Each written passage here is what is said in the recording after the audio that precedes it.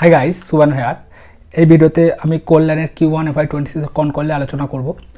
রেজাল্টের আপডেট অনেকদিন আগে দিয়েছি, বিজনেস আপডেটটা কন কলে আলোচনা করবো। এই জন্যই বলছি, এটা একটা গোল্ড জুয়েলারি রিটেল প্লেয়ার। এটা সবাই জানে যে কল্যাণ জুয়েলার্স একটা pan India retail gold jewellery retail player. একটা হাই বেসেও 31% গ্রোথ করেছে Q1 FY26-এ। এবার আসছি যে আমাদের রিটেল বিজনেসে এমনি কী কী ট্র্যাক করতে হয়। আমরা এটা ভালোভাবে জানি যে আমাদের রিটেল বিজনেস SSSD আর এই gold jewellery business sales per square foot না ট্র্যাক করলেও চলবে। SSD ট্র্যাক করতে হবে, স্টোর গ্রোথ ট্র্যাক করতে হবে এই জুয়েলারি বিজনেসে, গোল্ড জুয়েলারি রিটেল বিজনেসে। আর এমনি আদার্স যে gold jewellery gold segment growth, start segment বা স্টার্টেড রেশিও ট্র্যাক করলেই হবে। এবার আসি কল্যাণের বিজনেস মডেলে। কল্যাণের ইন্ডিয়ান একটা বিজনেস মডেল আর একটা হচ্ছে মিডিল ইস্ট, মানে অলমোস্ট ইন্টারন্যাশনাল বিজনেস মডেল। তাহলে যদি দেখা যায় যে কল্যাণের যে টোটাল যে রেভিনিউর অলমোস্ট 86% আছে Indian business as on Q1 FY26-এর কথা বলছি। 86% আছে ইন্ডিয়া থেকে, আর অলমোস্ট 14% আছে মিডিল ইস্ট থেকে। মিডিল ইস্টে অলমোস্ট বেশিরভাগটাই মিডিল ইস্টে, কারণ অনলি ওয়ান স্টোর USA-তে আছে যা মিডিল ইস্ট থেকেই আসে। যদি দেখা যায় যে কল্যাণের যে মিডিল ইস্ট বিজনেসটা, মিডিল ইস্ট বিজনেসে যা অলমোস্ট 27% 30% হারে গ্রো করেছে, সেখানে স্টোর গ্রোথ অতটা নয়। স্টোর গ্রোথ লাস্ট দুটো কোয়ার্টার ধরেই আমি দেখলাম যে মিডিল ইস্ট বিজনেসের স্টোরটা 36ই রয়েছে, পুরোপুরিটাই SSSG-র মাধ্যমে আসছে। মানে যে অলমোস্ট সেম স্টোর সেলস গ্রোথের মাধ্যমেই আসছে, যে এক্সিস্টিং স্টোর থেকে গ্রোথ থেকেই আসছে। এবার যে ইন্ডিয়ান বিজনেসটা দুখানা সেগমেন্ট, একটা হচ্ছে সাউথ, একটা হচ্ছে নন সাউথ। সাউথ সেগমেন্টে কি, সাউথ সেগমেন্টটা আজ নন সাউথ সেগমেন্টে আমি যদি রেভিনিউ দেখি, মানে অলমোস্ট যদি 86% রেভিনিউ যে ইন্ডিয়ান বিজনেস থেকে আসছে, তার অলমোস্ট 50% সাউথ থেকে, অলমোস্ট 50% নন সাউথ, 1-2% ফারাক যাক। তবে হ্যাঁ, ম্যানেজমেন্টের পরবর্তী ফোকাস হচ্ছে নন সাউথে, পরবর্তী নয়, লাস্ট 2-3 বছর থেকে ম্যানেজমেন্ট নন সাউথে এক্সপেনশন করেছে, নাহলে বেশিরভাগ রেভিনিউটা নন সাউথ থেকেই আসতো। মানে পরবর্তীকালেও নন সাউথ থেকে বেশিরভাগ রেভিনিউটা আসবে অ্যাজ অন ম্যানেজমেন্ট কমেন্ট্রি। তবে এখনও পর্যন্ত মানে Q1 FY26 পর্যন্ত ম্যানেজমেন্ট 50-50 রেভিনিউ পার্সেন্টেজ সাউথ নন সাউথ থেকে আসছে। যদি যে আমাদের যে SSSG, আমি তো অলরেডি বলে দিই যে মিডল ইস্ট বিজনেসে যে গ্রোথ আছে টোটালটাই SSSG থেকে। আর যে ইন্ডিয়ান বিজনেসের যে সাউথ আর নন সাউথ দুটো সেগমেন্টেই যে গ্রোথ আসছে।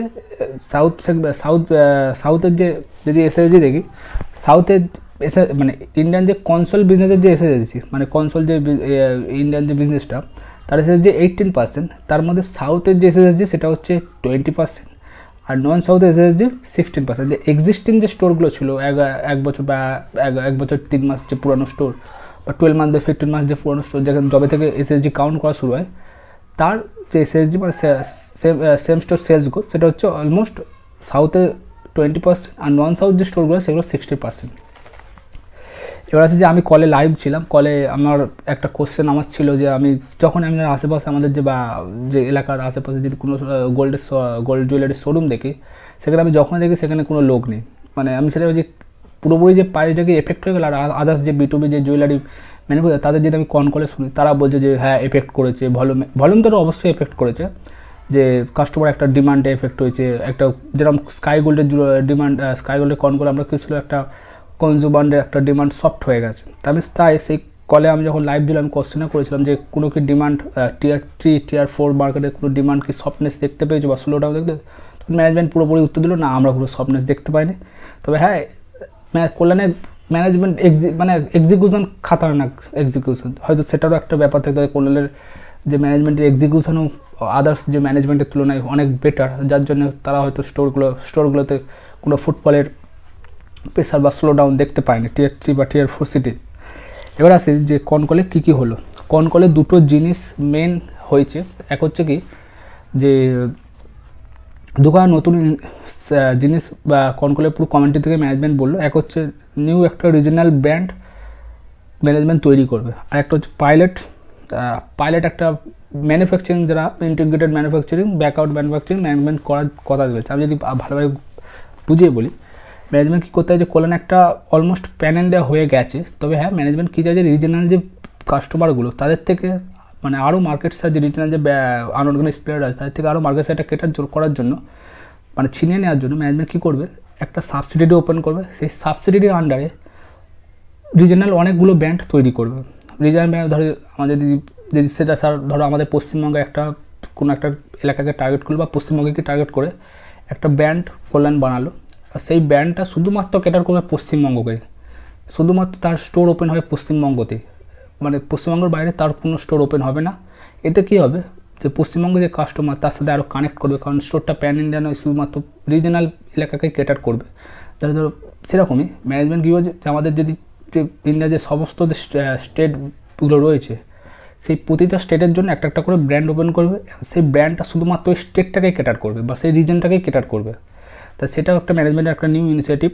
এবার যদি আসি, তবে হ্যাঁ এটা একটা হিউজ একটা রিস্কি বেট কী জন্য আমি বলবো, কারণ অলরেডি কল্যাণ প্যান ইন্ডিয়া প্লেয়ার, কল্যাণ অনেকটা লোকালাইজই কাস্টমার সাথে করে, কারণ মানে যেটা আমরা ভালোভাবেই জানি, ধরো মানে যে এলাকায় যেরকম মানে যে স্টেটে যেরকম জুয়েলারি চলে সেই স্টেটের যে স্টোরগুলোতে সেরকম জুয়েলারি রাখে, কিন্তু কল্যাণ আবারও এটাকে আরও ভালোভাবে সেই মার্কেটটাকে ক্যাটার করার জন্য, আরও সেই ভালোভাবে সেই রিজনাল মার্কেটটাকে থেকে মার্কেট শেয়ার বা আনঅর্গানাইজ প্লেয়ারকে থেকে আরও মার্কেট শেয়ার ক্যাটার নিয়ে নেওয়ার জন্য সেই জায়গায় একটা রিজনাল ব্র্যান্ড কল্যাণ সেই স্টেটটার জন্য বা সেই রিজনটার জন্য একটা আলাদা একটা রিজনাল ব্র্যান্ড কল্যাণ ওপেন করবে। সেটা হচ্ছে আলাদা একটা সাবসিডির মাধ্যমে হবে। সাবসিডির মাধ্যমে যদি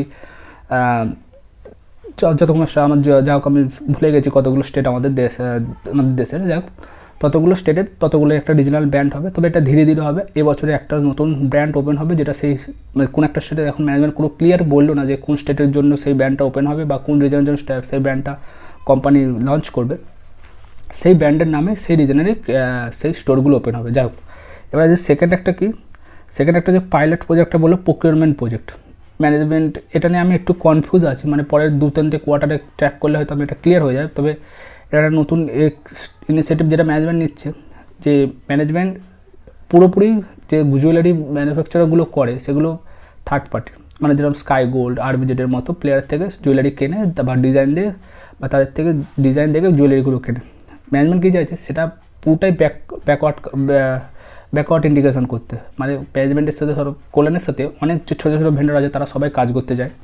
এবার তারা কী বলছে যে আমরা তোমার সাথে কাজ করতে যাই, আমরা দেরিতে পেমেন্ট পেলেও হবে। এবার কল্যাণকে তাদের সাথে কানেক্ট করে যে তোমরা শুধুমাত্র আমাদের সাথেই কাজ করবে, আমাদের একটা জুয়েলারি পার্ক করবো আমরা করবো, সেখানে তোমরা এসে আমাদের হয়ে শুধু কাজ করবে। এতে কী হবে যে কল্যাণের যে পে বেস ডে সেই পে বেস ডেটা ইমপ্রুভ হবে। মানে যদি স্কাইকে যদি মানে যদি কল্যাণ যদি স্কাইর হয়ে জুয়েলারি বানায় তাকে যদি 30 থেকে 35 দিনের মধ্যে টাকা দিতে হয়, কল্যাণ নিজস্ব যে ভেন্ডারগুলো রয়েছে যাদের থার্ড পার্টি ভেন্ডার যে ম্যানুফ্যাকচার করবে তাদের হয়তো 45 দিন 40 দিনে বা আরও 10 দিন বা 15 দিন এক্সট্রা বাড়ি টাকা দেবে, কারণ তারা কল্যাণের সাথেই কাজ করবে। এতে কল্যাণ তারা জানে যে কল্যাণ টাকা দেবে, কারণ কল্যাণের সাথেই তারা কাজ করছে আর কল্যাণ টাকা দেবে এরা জানে, তাদের ফলে এদের যে পে বেস যেটা ইম্প্রুভ হয়ে যাবে। এবার আসি মানে এই যে পাইলট যে প্রকিউরমেন্ট প্রজেক্ট, এটা নিয়ে আমাকে আরও একটু জানতে হবে, কারণ 2-1 কোয়ার্টার আরও গেলে আমি বুঝে যাবো যে জিনিসটা কী। আমার একটু কনফিউশন রয়েছে, তাই এটা নিয়ে আমি অতটা এতে করবো না, কারণ পুরোপুরিটাই হচ্ছে স্টোর গ্রোথ রেভিনিউ গ্রোথের খেলা। আমি ব্যাকওয়ার্ড ইন্টিগ্রেশন নিয়ে এতটা আসছি না, কারণ ম্যানেজমেন্টও অতটা ক্লিয়ার নয় যে এটা কতটা কবে হবে বা কী হবে। তবে হ্যাঁ, এই যে দুটো যে নতুন ইনিশিয়েটিভ ম্যানেজমেন্ট নিল তার জন্য একটা হিউজ অ্যামাউন্ট অফ কেপেক্স লাগবে, যেটা অলমোস্ট একটা যে নতুন যে রিজনাল ব্র্যান্ডের যে ফরম্যাটটা বললো ওটার জন্য তো অলমোস্ট ম্যানেজমেন্ট বললো 1200 to 1500 crore না 2000 crore একটা অ্যামাউন্ট বললো। তবে হ্যাঁ, এবছরের যে ব্র্যান্ডটা ওপেন হবে তার জন্য বললো যে আমরা 300 crore অ্যালোকেশন করবো, মোট 5খানা স্টোর খুলবো এবং সেটা পুরোপুরি হবে রিজনাল বেসড মানে পুরোপুরি রিজনাল বেসডে হবে। আর সে এখনও কোনো অ্যানাউন্স করলো না যে কোন রিজনালকে ক্যাটার করার জন্য সেই ব্র্যান্ডটা ওপেন হবে। তবে হ্যাঁ, 5খানা স্টোর হবে, 300 crore অ্যালোকেশন করবে। এবার আছে স্টোরে মানে কল্যাণের যদি FY25 টোটাল স্টোর দেখি অলমোস্ট 388 মানে 388, তার মধ্যে 278 স্টোর হচ্ছে কল্যাণের স্টোর এবং কল্যাণ ইন্ডিয়ান স্টোর, মানে ইন্ডিয়াতে 278 স্টোর আছে। আর ক্যান্ডিয়ারের ইন্ডিয়াতে রয়েছে 73 স্টোর, 36 স্টোর রয়েছে এতে মিডিল ইস্টে, আর 1 স্টোর রয়েছে ইউএসএতে।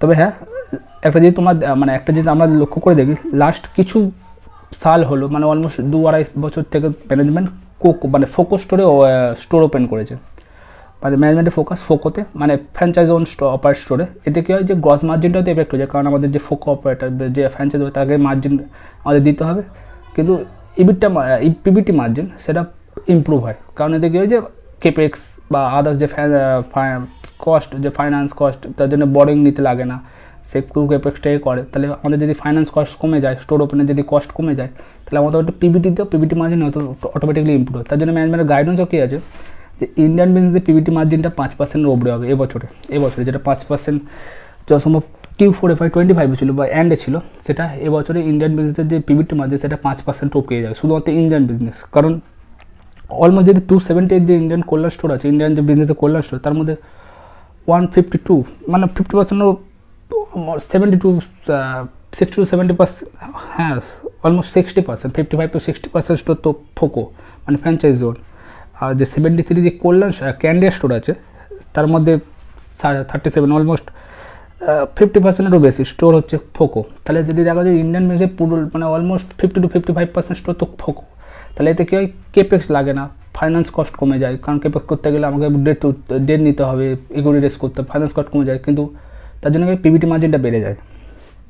তাহলে আমাদেরকে কল্যাণের দোকান, তাহলে এর থেকে আমাদের কল্যাণের দোকান সেগমেন্ট, একটা হচ্ছে কল্যাণ ফরম্যাটের স্টোর বানা, একটা হচ্ছে ক্যান্ডিয়ার ফরম্যাটের স্টোর বানা, আর একটা যে আপকামিং আসছে যে মাধ্যমে যে প্রতিটা স্টেট বা রিজনের জন্য আলাদা আলাদা একটা ব্র্যান্ড ফরম্যাট হবে, সেই স্টোরটা সেই ব্র্যান্ডটা শুধুমাত্র সেই স্টেট বা রিজনটাকেই ক্যাটার করবে।